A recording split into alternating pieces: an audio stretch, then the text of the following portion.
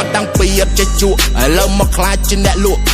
សំលេងពេញរាជធានីឥឡូវមកខ្លាចជាអ្នកវក់ហើយពាក់តែអាវ1000ភ្លី outfit ចេញមកឡើងកាត់ទ្រុកធ្លាប់គេចាប់ប្រមាណនាទីដោយសារពេលនឹងជាអត់មួកាលនៅពីក្មេងក៏ជាអ្នកលេងដែរតែលេងជាមួយនឹងដីឯមកឥឡូវក៏ជាអ្នកលេងដែរតែលេងជាមួយនឹងសោតែទៅពីមុនក៏ធ្លាប់ផងវិញដែរប្រឡែងនឹងផ្សែងបារីធ្លាប់រៃខូតលើ computer ដែរបែបភ្លើមកធ្វើតន្ត្រីយ៉ា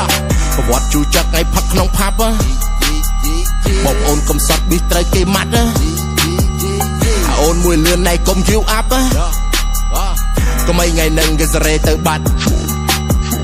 អាសង16សើខ្លាំងកម្លាំងខ្សោយឯងកុំជន់ប្រាំងឯងកុំញាក់ក្រោយណាព្រោះអស់នឹងគិតតាមតនហើយដល់បើគេក្នុងបងរងហើយ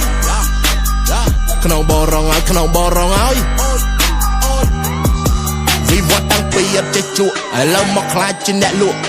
សំលេងពេញរាជធានីឥឡូវមកខ្លាចជាអ្នកវក់ហើយពាក់តែអាវ1000ភ្លី outfit ចេញមកឡើងកាត់ទ្រុកធ្លាប់គេចាប់ប្រមាណនាទីដោយសារពេលនឹងជាអត់មួហើយ Gen Z ឬក៏ Gen Alpha ក៏ចង់ផ្លែផ្កាតារាភពក្រៅនៅស្រុកខ្មែរអញ fan ទិនតារាចាំមើលអាណាខ្លះដែល fan អាប៊ូខាវវ៉ាវវ៉ាវ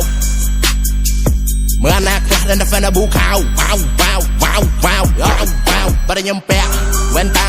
ទៅណាក៏គេថាខ្ញុំសង្ហាដែរបើខ្ញុំដោះវ៉ែនតា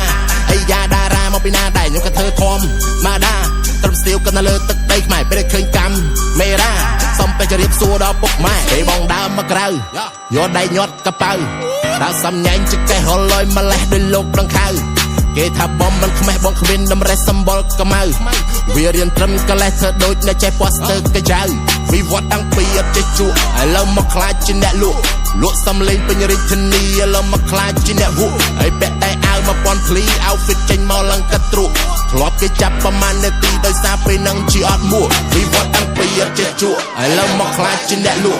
ក់សំលេងពេញរាជធានីឥឡូវមកខ្លាចជាអ្នកវក់ហើយពាក់តែអាវ1000ភ្លី outfit ចេញមកឡើងកាត់ទ្រុកធ្លាប់គេចាប់ប្រមាណនាទីដោយសារពេលនឹងជាអត់មួ